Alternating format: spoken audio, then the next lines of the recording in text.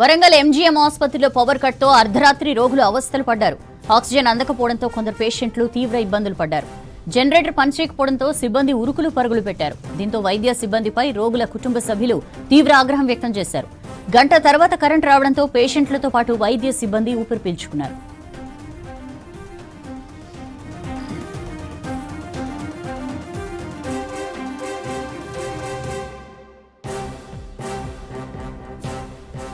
Warangal MGM ఆసుపత్రిలో power cut తో అర్ధరాత్రి రోగులు అవస్థలు పడ్డారు. ఆక్సిజన్ అందకపోవడంతో కొందరు పేషెంట్లు తీవ్ర ఇబ్బందులు పడ్డారు. జనరేటర్ పనిచేయకపోవడంతో సిబ్బంది ఉరుకులు పరుగులు పెట్టారు. దీంతో వైద్య సిబ్బందిపై రోగుల కుటుంబ సభ్యులు తీవ్ర ఆగ్రహం వ్యక్తం చేశారు. గంట తర్వాత కరెంట్ రావడంతో పేషెంట్లతో పాటు వైద్య సిబ్బంది ఊపిరి పీల్చుకున్నారు.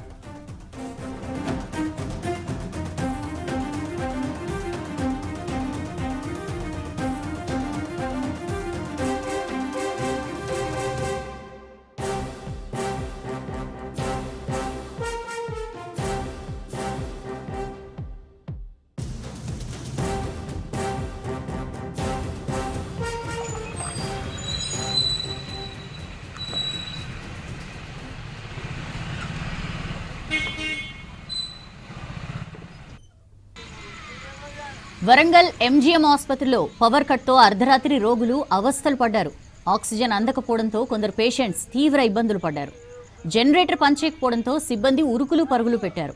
దీంతో వైద్య సిబ్బందిపై రోగుల కుటుంబ సభ్యులు తీవ్ర ఆగ్రహం వ్యక్తం చేశారు. గంట తర్వాత కరెంట్ రావడంతో పేషెంట్లతో పాటు వైద్య సిబ్బంది ఊపిరి పీల్చుకున్నారు.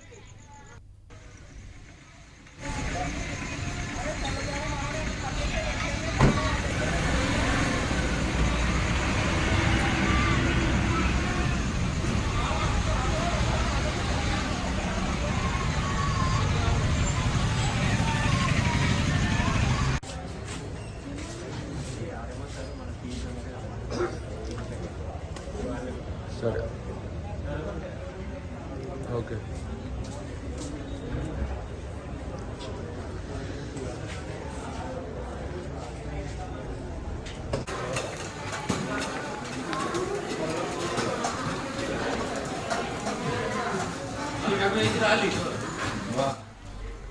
వరంగల్ ఎంజీఎం ఆసుపత్రిలో పవర్ కట్ తో అర్ధరాత్రి రోగులు అవస్థలు పడ్డారు. ఆక్సిజన్ అందకపోవడంతో కొందరు పేషెంట్లు తీవ్ర ఇబ్బందులు పడ్డారు. జనరేటర్ పనిచేయకపోవడంతో సిబ్బంది ఉరుకులు పరుగులు పెట్టారు. దీంతో వైద్య సిబ్బందిపై రోగుల కుటుంబ సభ్యులు తీవ్ర ఆగ్రహం వ్యక్తం చేశారు.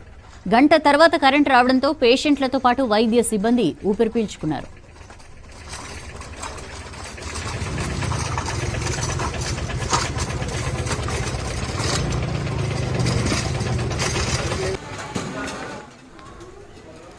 వివరాలు తెలుసుకుందాం. కృష్ణమోహన్ మనతో లైవ్ లో జాయిన్ అవుతున్నారు. కృష్ణమోహన్, ఎంజీఎం లో అర్ధరాత్రి పవర్ కట్ కి కారణాలేంటి, ఏమంటున్నారు ఆసుపత్రి వర్గాలు?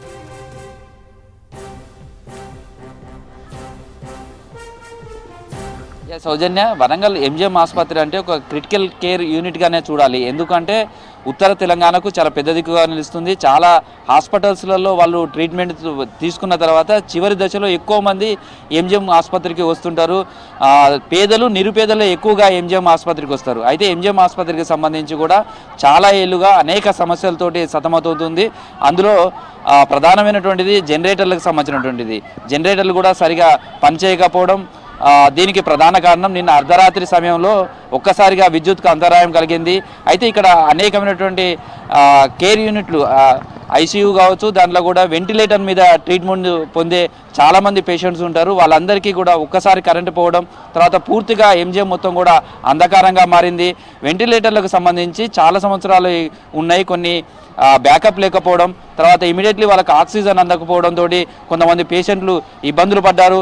వాళ్ళ అటెండర్లుగా వచ్చినటువంటి వాళ్ళ బంధువులు కావచ్చు, వాళ్ళంతా కూడా ఒక్కసారి ఆందోళనకు గురయ్యారు. వాళ్ళందరినీ రక్షించుకోవడానికి కావచ్చు, వాళ్ళ ప్రాణాపాయ పరిస్థితిలో ఉండడంతో వాళ్ళని ఆదుకునే పరిస్థితి లేకుండా పోయింది. చాలామంది ఇబ్బందులు పడ్డారు. ఇదే క్రమంలో అధికారులకు సమాచారం ఇవ్వడంతో ఇమీడియట్లీ అక్కడ ఉన్నటువంటి పేషెంట్స్ను వేరే విభాగాలకు పంపించడం, తర్వాత వాళ్ళందరికీ కావాల్సినటువంటి సత్వర సేవలు అందించే ప్రయత్నం చేశారు. అయితే గతంలో కూడా ఎంజీఎం ఆసుపత్రికి సంబంధించి విద్యుత్కు సమస్యలు అనేకమైనటువంటివి ఉన్నాయి. ఏదైనా ఒక్కసారి కనుక విద్యుత్ కనుక అంతరాయం కలిగితే ఇమీడియట్లీ సాల్వ్ చేయడానికి కావచ్చు. ఇక్కడ ఎంజిఎంకు సంబంధించి దాదాపు 1500 పడకల ఆసుపత్రిగా చెప్పుకోవచ్చు. ఇప్పుడు 1350 హాస్పిటల్ ఉంది. అదేవిధంగా కేఎంసీలో ఉన్నటువంటి సూపర్ స్పెషాలిటీ మొత్తం కలిపితే 1500 బెడ్స్ తోటి ఉంటుంది. దాదాపుగా ప్రతిరోజు ఓపీకి వచ్చే వాళ్ళేమో 3000 నుంచి 4000 మంది ఉంటే ఇన్పేషెంట్లుగా దాదాపు 11 నుంచి 1200 మంది ఉంటారు.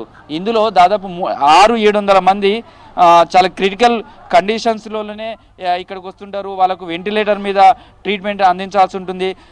ఒక్కసారి కనుక కరెంటు కనుక అంతరాయం కలిగితే ఇమీడియట్లీ దాన్ని సాల్వ్ చేసే పరిస్థితి ఉండాలి.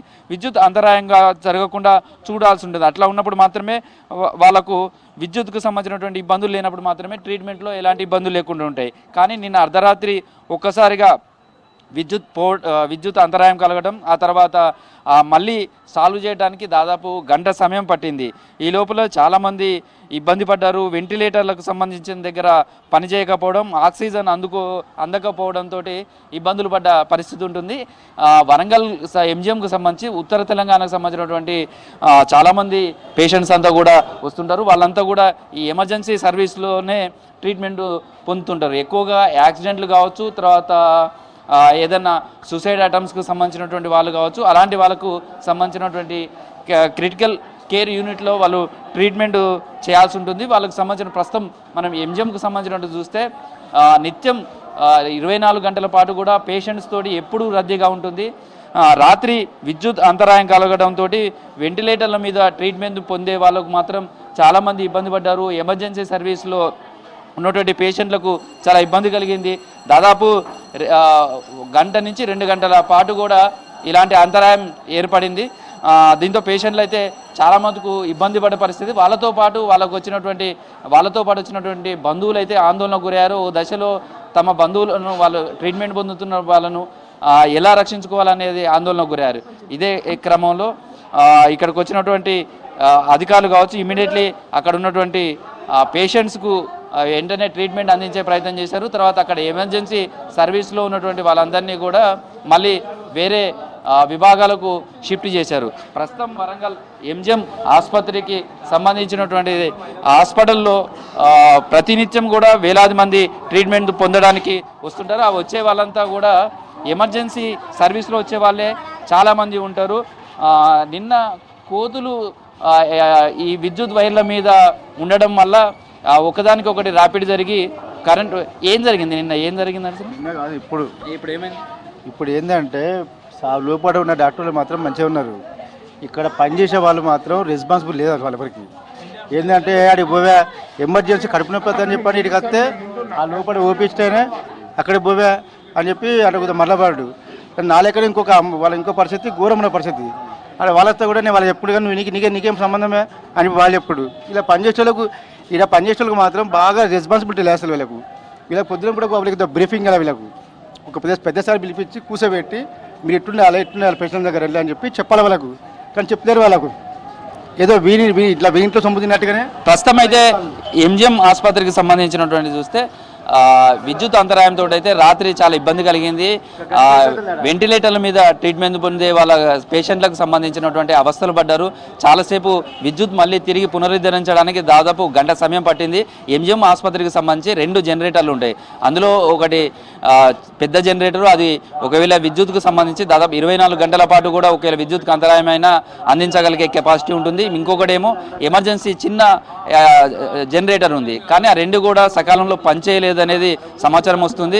వాటిని ఎప్పటికప్పుడు పర్యవేక్షించడం కావచ్చు, మరమ్మతులు చేయకపోవడమే దీనికి ప్రధాన కారణంగా తెలుస్తుంది. మొత్తానికైతే ఎంజిఎం ఆసుపత్రిలో నిన్న జరిగిన సంఘటన మాత్రం పేషెంట్లను భయాందోళనకు గురి చేసింది. వాళ్ళ బంధువులు కూడా ఆందోళన చెందారు. ప్రస్తుతం వెంటిలేటర్ల మీద మళ్ళీ తిరిగి వాళ్ళందరికీ కూడా ట్రీట్మెంట్ అందిస్తున్నారు. సౌజన్య. Thank you Krishnamohan.